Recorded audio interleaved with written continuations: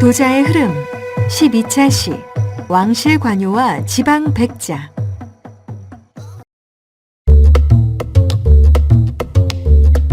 도자기 이야기. 조선시대 왕실 전용 백자를 공급하기 위해 설치된 관요에서는 어떻게 백자를 만들었을까요? 관요 설치 이래 우수한 백자를 만들 수 있었던 요인은 무엇일까요? 관요와 관요 이외의 가마들은 어떤 관계가 있을까요? 관요 백자의 납품과 유통 구조는 어떻게 바뀌어 갔나요? 15세기 후반 경기도 광주 지역에 설치된 조선의 관요는 궁궐과 관청에서 필요로 하는 질 좋은 도자기를 전담하여 생산하기 위한 일종의 관영 공장이었습니다. 관요를 관리 감독한 곳으로 임금의 식사와 궁궐에서 열리는 연회의 음식을 담당하는 중앙기관인 사홍원이었습니다. 조선시대의 관요는 사홍원의 분원으로 우수한 백자를 제작하기 위해 원료와 기술, 시설의 발달을 모색했습니다. 분원은 19세기 말까지 조선 왕실의 직접적인 감독 아래 운영되면서 다양한 도자기를 제작했지만 왕실의 그릇을 전담하여 생산하던 분원의 도자기는 점차 여러 경로를 통해 양반을 비롯한 민간으로도 퍼져나갔습니다. 분원자기의 제작과 유통은 분원 밖에 있는 지방 가마들의 백자 제작에도 영향을 주었습니다.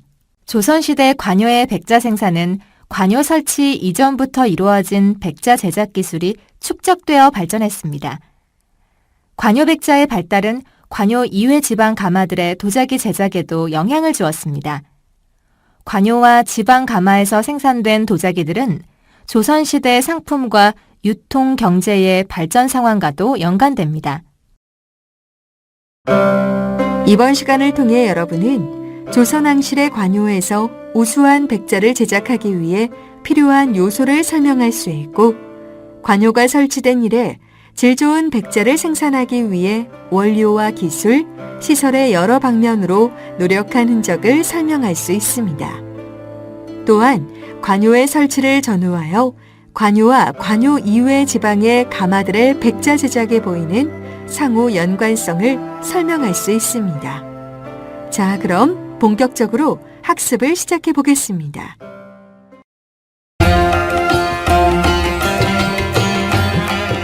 1. 조선 관요의 백자 생산.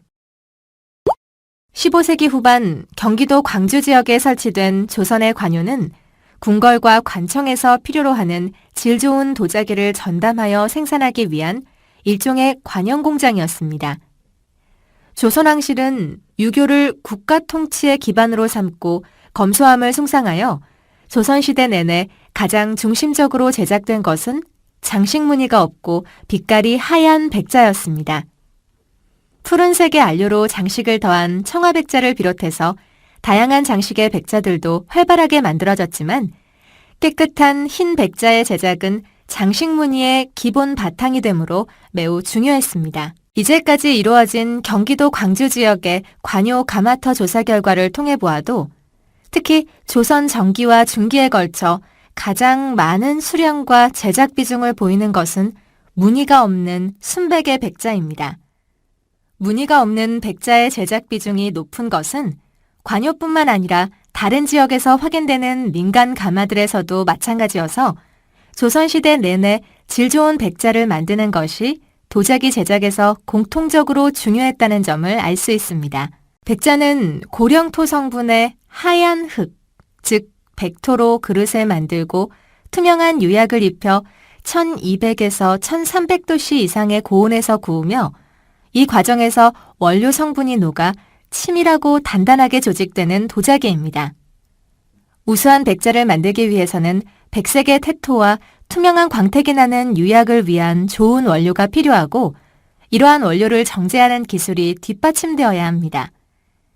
이와 함께 태토와 유약이 충분히 녹을 수 있도록 고온으로 불을 올리고 가마 안에서 이물질이 닿거나 그릇이 손상되지 않고 고르게 구워질 수 있도록 하는 기술도 필요합니다. 실제로 경기도 광주시에 분포하는 분원 가마터 가운데 우산리, 번천리, 도마리 일대 조선 전기 관요의 중심 가마터들에서는 양질의 태토를 사용하고 그릇의 두께가 비교적 얇고 일정하며 고운 모래를 받쳐 갓발에 넣어 굽는 고급 번조 기술이 사용된 질 좋은 백자들이 확인되고 있습니다.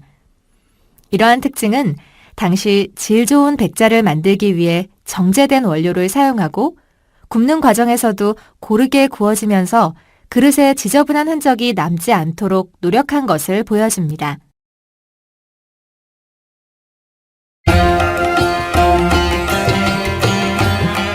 2. 관요백자의 생산 기술. 조선시대 관요에서 사용한 가마는 대체로 진흙을 주요 재료로 하여 경사면을 따라 아궁이 부분이 낮고 뒤로 갈수록 높아지면서 옆면에서 보면 사선으로 오르는 모습의 등요, 즉 오름가마의 구조입니다. 조선 전기에 해당하는 경기도 광주 우산리 2호, 9호, 상번 천리 5호, 9호 등의 가마에서 일찍부터 확인됩니다. 가마 안에 그릇이 놓이는 번조실 바닥에는 불길이 효율적으로 움직이도록 불기둥을 두기도 합니다. 진흙으로 만든 가마의 안쪽 벽에는 대개 백토를 덧바른 것이 확인됩니다. 가마 안에서 그릇이 구워지는 동안 이물질이 떨어져 백자의 흰 빛을 손상시키는 위험을 덜기 위한 조치로 백자의 제작과 함께 가마의 축조 시부터 완성도를 높이기 위한 노력이 더해지는 것으로 추정됩니다. 가마 안쪽 벽에 백토를 바르는 것은 청자나 분청사기를 제작하던 가마들에서는 거의 보이지 않지만 분청사기를 제작하다가 백자를 제작하기 시작하는 전라도 광주의 충효동 가마터에서도 백자를 생산하기 시작한 이후의 가마 내벽에 백토를 바른 것이 확인된 바 있습니다. 조선시대 백자 가마터에서 일반적으로 보이는 등요 형태는 당시에는 주로 길게 누워 있다고 하여 와요 또는 와부로 불렸습니다. 조선 후기 연암 박지원의 제자였던 실학자 이희경은 설수회사에서 그가 분원을 지날 때 자기 굽는 것을 본 적이 있는데 모두 와요였다고 적었습니다. 또 소나무로 부를 때 기세가 등등하여 연일 식지 않았다고 기록한 것으로 보아 전통적으로 분원의 가마가 나무를 원료로 하는 등요 구조였음을 알 수 있습니다. 이어 이희경은 당시 등요의 약점으로 불길이 맹렬한 데 비해 고르게 퍼지지 못해 그릇의 완성도가 떨어진다는 점도 지적했는데 중국에서 사용되던 이묘의 사용을 제안하기도 했으나 받아들여지지는 않았습니다. 이희경과 마찬가지로 조선 전기에도 1493년의 성종실록을 보면 사홍원 제조로 분원의 관리를 맡고 있던 유자광이 관요에서 등요가 아닌 이묘의 사용을 제안한 적이 있었는데요. 기록에 따르면 그는 입부와 와부의 형상을 만들고 와부는 불꽃이 어지럽게 굽이쳐 사기가 찌그러지기 쉬운데 중국에서 입부로 구워 만드는 방법은 불기운이 곱게 올라가 구운 그릇이 그대로여서 유리하다고 임금에게 아뢰었습니다. 그가 제안한 가마 구조의 변형은 당시 일시적으로 시험되었을 수도 있겠으나 조선 후기 이희경이 실제 목격한 관요 가마의 모습이나 현재 경기도 광주 지역에서 확인되는 가마터의 모습은 조선시대 말까지 모두 등요 구조입니다. 또 발굴 조사를 통해 관요뿐만 아니라 지방에서도 등요 형태의 가마만이 사용된 것으로 확인되므로 조선시대 백자 가마의 기본은 등요임에 틀림없습니다. 다만 일부 가마에서는 전체적으로 등요의 형태를 유지하면서도 번조실의 바닥면이 계단 형태로 조성된 경우도 있고 시기가 늦을수록 가마 뒤쪽이 점차 넓어져 전체적으로 부채꼴의 모양을 보인다거나 번조실의 불기둥을 점점 더 조밀하고 여러 개씩 세우는 식으로 크기와 세부가 부분적으로 변화되어 간다고 할 수 있습니다. 조선시대 관요에서는 나무를 가마의 연료로 삼았으므로 풍부한 땔감은 필수적이었습니다. 경기도 광주 지역이 본래 일찍부터 왕실의 땔감을 공급하는 곳으로 지정될 만큼 나무가 풍부했다는 점은 이곳에 관요가 설치될 수 있었던 한 요인이 되었을 것입니다. 그러나 관요에서 사용되는 땔감의 양은 막대했기 때문에 차질 없이 땔감을 공급하기 위해 한 곳에 가마를 두었다가 일정 기간이 지나면 경기도 광주 지역 내에서 다른 곳으로 이동하기를 거듭했습니다. 이러한 이동은 1752년경 남종면 분원리 지역에 관요가 고정되기 전까지 대략 10년을 주기로 계속되었는데요. 18세기 중반 관요를 분원리에 고정한 것은 땔감의 수요에 대해 분원 인근의 우천 강변을 지나며 땔감을 운반해 팔던 상인들에게서 운반량의 10분의 1을 통행세로 거두도록 했기 때문입니다. 18세기 전반 시행된 이래 납세 기피가 빈번하여 원활하게 시행되기는 어려웠지만 통행세로 거두는 땔감은 19세기 말까지 조선 후기 분원 연료의 주요 공급책이었습니다. 조선시대 관요에서는 우수한 백자를 제작하기 위해 원료의 취득과 처리에도 다양한 노력을 기울였습니다. 그 중에서도 백토는 그릇을 만드는 데 쓰일 뿐만 아니라 유약의 원료로도 사용되었으므로 우수한 백토를 확보하는 것은 무엇보다 중요했습니다. 1466년 세조실록의 기록으로 각 부문의 기술과 장인을 관장하던 공조에서 백자의 제작과 사용에 관하여 아랜 내용이 흥미로운데요. 백자의 제작과 사용을 엄격히 하는 동시에 백토 역시 산출되는 지역에서부터 도용되는 것을 금지하고 그와 관련된 내용을 빠짐없이 장부에 기록하여 이를 중앙관청인 공조와 승정원에서 간수하도록 한 것입니다. 1466년은 관요가 설치될 무렵에 해당하므로 이 시기에 왕실용 백자에 대한 관리 감독이 제작 단계에서부터 강화되면서 원료가 되는 질 좋은 백토에 대해서도 국가적인 관리가 이루어진 것을 알 수 있습니다. 조선 전기 경기도 광주 지역에 관요가 설치될 수 있었던 데에도 이 지역이 주요 소비처인 한양과 가깝다는 점과 함께 질 좋은 백토를 얻을 수 있는 우수한 원료 산지였던 점이 고려되었을 것입니다. 좋은 백자를 위해 좋은 백토가 필요하다는 점을 인식한 것은 조선 전기 성현의 기록인 용제총화에서도 드러납니다. 이 기록에는 자기의 경우 백토를 써서 정밀하게 구워 만들어야 사용하기 좋다는 내용이 보입니다. 뒤이어 당시 이미 지방의 각 도에서 만드는 사람이 많이 있지만 다만 고령에서 만드는 것이 가장 정교하다며 그럼에도 고령산 자기 역시 경기도 광주에서 만든 것만큼 정묘하진 못하다고도 적었습니다. 1746년경 완성된 조선 후기의 대표적인 법전인 속대전에서는 관요에서 사용될 만한 우수한 백토의 산지로 경기도 광주, 경상도 진주와 곤양, 강원도 양구를 꼽았습니다. 조선시대 내내 경기도 광주 지역이 유력한 백토 산지였던 것은 1867년 고종대 편찬된 법전인 육전조례에서도 당시 분원에서 사용되는 백토의 가장 많은 양을 경기도 광주 지역의 흙으로 충당하고 있다고 기록한 바 있습니다. 당시 광주산 백토의 양은 1,400석으로 두 번째 많은 양을 차지하는 양구산 백토 510석의 3배에 가깝습니다. 백토에 대한 국가 차원의 관리는 조선시대 내내 지속되었고 조선 후기의 여러 기록에서는 우수한 백토를 얻기 위한 탐색과 노력이 나타납니다. 속대전에 언급된 경기도 광주, 경상도 진주와 곤양, 강원도 양구의 백토 외에도 강원도 원주, 충청도 서산, 평안도 선천, 경상도 경주에서 나는 백토가 기록에서 확인됩니다. 이들 백토는 산출 현황이 파악되는 데에 그치지 않고 실제로 채굴하여 시험적으로 굽는 과정을 통해 그 품질을 판별했습니다.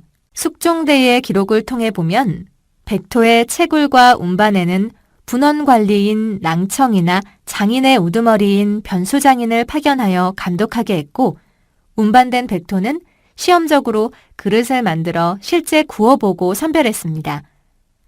백토의 질과 특성에 따른 차이는 만드는 그릇의 용도나 품질에 따라 구분하여 사용되거나 품질이 떨어지는 백토는 사용이 중단되기도 했습니다. 관요에서 사용하는 백토는 산출지에서 운반되어 정제하는 과정을 거쳤을 것입니다. 조선 중기의 학자였던 홍태유의 저서인 내제집에는 그가 사홍원 관리인 친척을 만나러 방문한 분원에서 자기 제작이 분업적으로 이루어진 것을 목격한 내용이 보입니다.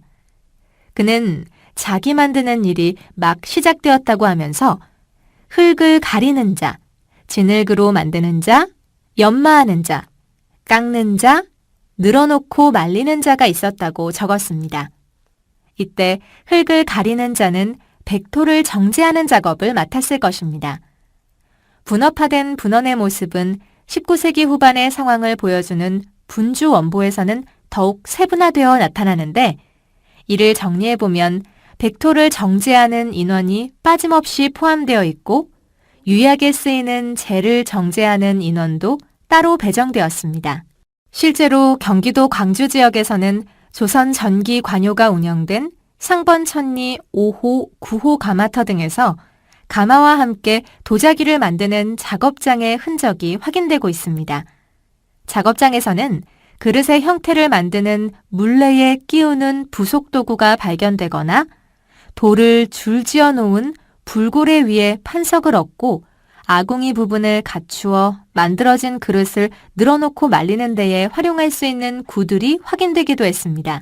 또 작업장 유적에서 대형의 도기 항아리가 땅에 묻혀 발견되기도 하는데 유약이나 태토가 되는 백토를 저장하거나 정제하는 용도였을 것으로 추측하고 있습니다.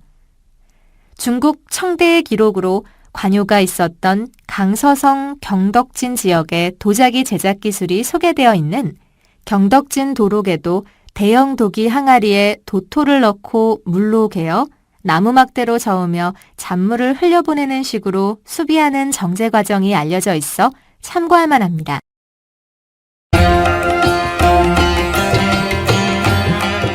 (3) 관요백자와 지방백자. 우수한 백자를 제작하기 위해 백토의 정제 과정이 필수적이었던 것은 조선 전기의 학자이자 문신인 김종직의 전필제집에서도 나타납니다. 김종직의 부친인 김숙자가 15세기 중반 경상도 고령에 현감으로 부임했을 때의 일화로 백토와 백자 품질의 관련성을 언급한 부분이 있습니다. 기록에 따르면 고령에서는 해마다 백사기를 공납하여 바쳤는데 공인의 솜씨가 매우 거칠어서 이지러지고 흠집이 난 그릇이 많았기 때문에 관이 힐책을 받았습니다. 그런데 김숙자가 부임하여 9번 채질하는 법을 가르친 결과 그릇의 정치하고 선결하기가 광주나 남원의 것보다 우월해졌다는 것입니다. 이러한 내용으로 보아 관요가 설치되기 이전부터 경상도 고령이나 경기도 광주를 비롯한 일부 지방가마에서는 이미 백자가 생산되어 중앙에 공납되었으며 이때 품질에 대해 해당 지역의 관청이 책임을 져야 할 정도로 백자 생산은 중요시되었습니다. 그리고 이 무렵 아직 안정적이지 못했던 백자의 품질이 특히 백토를 여러 번 체에 쳐서 곱게 정제되도록 하는 기술을 통해 완성도가 높아졌다고 한 것으로 보아서도 백자 제작에서 백토의 정제 기술은 중요한 요소였습니다. 지방의 가마들에서도 백자를 생산하기 위해 백토를 정제해서 사용한 것은 관요의 작업장에서 보이는 것과 유사한 시설이 여러 가마터들에서 발견된 점으로도 알 수 있습니다. 경기도 군포 삼본동, 충남 보령 늑전리, 청양 대방리, 전남 장성 대도리, 무안 피서리 등 여러 지역의 가마터에서 확인된 작업장 유적에서는 다양한 형태로 땅을 낮게 파내고 안쪽을 정돈한 구덩이들이 확인되고 내부에는 침전물이 적재되어 그 용도를 추측할 수 있는 경우도 적지 않습니다. 예를 들어 무안 피서리 가마터에서 발견된 구덩이들 안쪽에 쌓인 침전물들을 확인한 결과 태토를 저장하는 용도, 수비하여 정제하는 용도, 유약을 담아 시유하는 용도 등 서로 다른 쓰임새를 추정할 수 있었습니다. 또 작업장 유적에서 대형의 도기 항아리도 발견되었는데 항아리 안쪽에 백토가 침전된 경우도 있습니다. 이러한 예는 경기도 광주 번천이 가마터에서 확인된 도기 항아리나 중국의 경덕진 도록에 보이는 도기 항아리의 용도와 함께 주목됩니다. 조선 전기 기록인 성현의 용제총화나 김종직의 전필제집에서 관요가 설치되기 이전임에도 불구하고 백토를 사용하는 우수한 자기 생산지로 경상도 고령이 언급된 것은 흥미로운 부분입니다. 관요가 설치된 경기도 광주 지역에서와 마찬가지로 고령 역시 애초에 우수한 백토 산지인 점에서 질 좋은 백자 생산이 가능했을 것이기 때문입니다. 조선 전기 경상도 고령 지역이 경기도 광주 지역과 비견될 정도로 우수한 자기 생산지였던 것은 세종대 전국 각지의 토산물과 산업, 지세와 연역 등을 종합적으로 조사하여 수록한 세종실록 지리지에서도 살펴볼 수 있는데요. 세종실록 지리지에서는 전국에서 자기를 생산하던 139곳, 도기를 생산하던 185곳의 소재지를 기록하고 생산된 도자기의 등급도 상중하로 구분해 두었습니다. 이 중 전국에서 4곳만이 확인된 상등급의 자기소 가운데 경기도 광주 지역과 함께 경상도 고령 및 상주 지역이 포함되어 있습니다. 실제로 지방에서 공납용의 분청사기를 제작하던 가마들 중에는 백자에 대한 요구에 부응하여 점차 질 좋은 백자를 생산하게 된 경우가 확인되는데 지금까지 알려진 곳 중에는 경상도 고령의 사부동 가마터도 포함됩니다. 도자기를 굽는 가마 부근에 거대한 규모로 쌓여있는 도자기 파편들을 살펴본 결과 분청사기를 제작하다가 점차 백자를 제작했던 것으로 파악됩니다. 대개 백자를 제작하기 시작한 때에는 굽는 온도가 본래 백자에 맞게 높여지지 않거나 백토가 충분히 정제되지 않아 단단하지 못하고 흰빛이 떨어졌던 것에 비해 점차 온도를 높이고 백토를 정제하여 보다 단단하고 하얀 빛의 백자를 제작할 수 있었던 것으로 보입니다. 사발과 접시와 같은 일상적인 그릇이 중심을 이루지만 조선 전기 관요 가마에서 제작된 것과 유사한 모습으로 양쪽에 손잡이가 달린 양이잔도 확인되었습니다. 높은 굽다리가 달린 술잔인 고족배, 백자의 검은 흙으로 무늬를 상감하여 장식한 상감백자 등 특수한 그릇들도 확인되어 지방 가마이지만 비교적 고급의 백자 수요도 충당했던 것을 알 수 있습니다. 관요 설치 이전부터 백자를 생산하며 중앙과 지방관청에 공납하기도 했던 지방 가마들의 존재는 15세기 후반 경기도 광주 지역에 관요를 세우고 본격적으로 고급의 백자 제작을 모색하는 기반이 되었을 것입니다. 관요의 설치는 결국 각지의 우수한 장인들이 주요 소비처인 한양 근처에 모여 각종 원료를 공급받으며 질 좋은 백자를 생산하기 위한 것이기 때문입니다. 조선 전기 질 좋은 백토 산지와 우수한 백자 생산지였다는 공통점에도 불구하고 경기도 광주 지역에 관요가 설치된 요인 역시 한양과의 인접성과 한강을 통한 운송의 편리성이 함께 고려된 결과일 것입니다. 그러므로 관요 설치 이후에는 설치 이전에 비해 우수한 장인과 원료가 관요에 보다 집중되면서 질 좋은 백자에 대한 궁궐과 중앙관청의 수요를 충족시켰을 것이고 지방의 가마들은 관요의 영향을 받으며 각 지역의 관청이나 민간의 백자 수요를 담당했을 것입니다.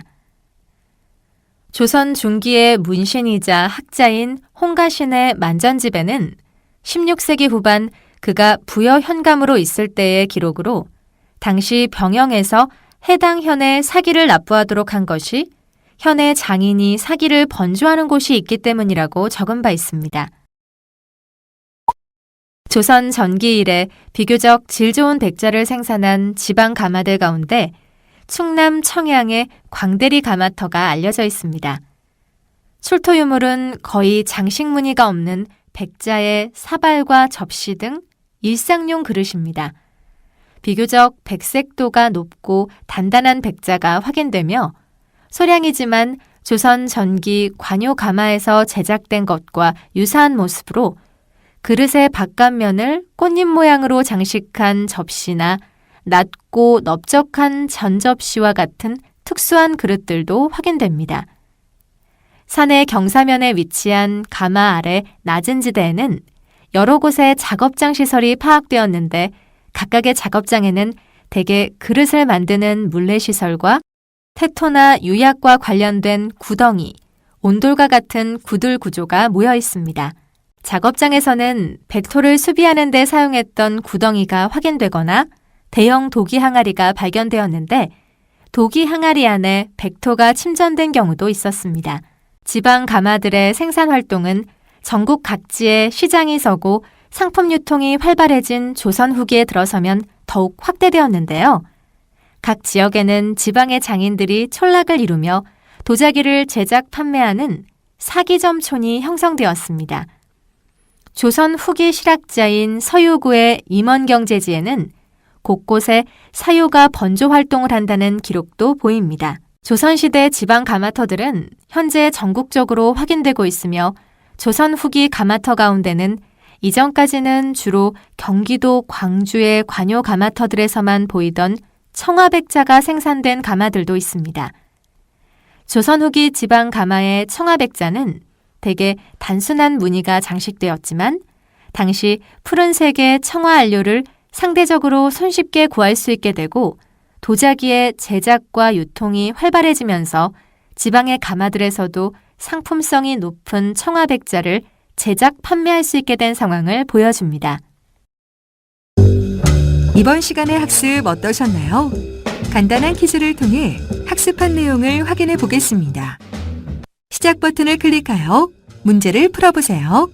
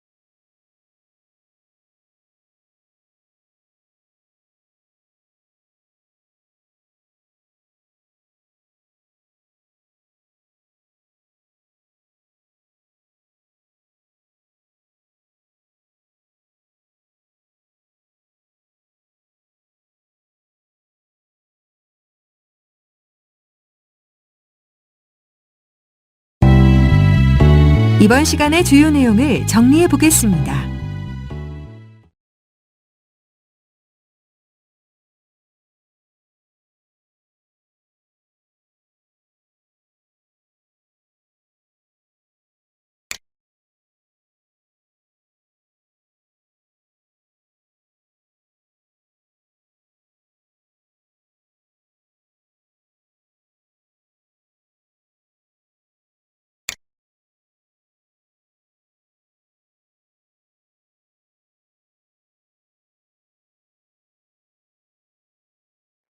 오늘은 왕실관요와 지방백자에 대해 살펴보았습니다. 수고하셨습니다.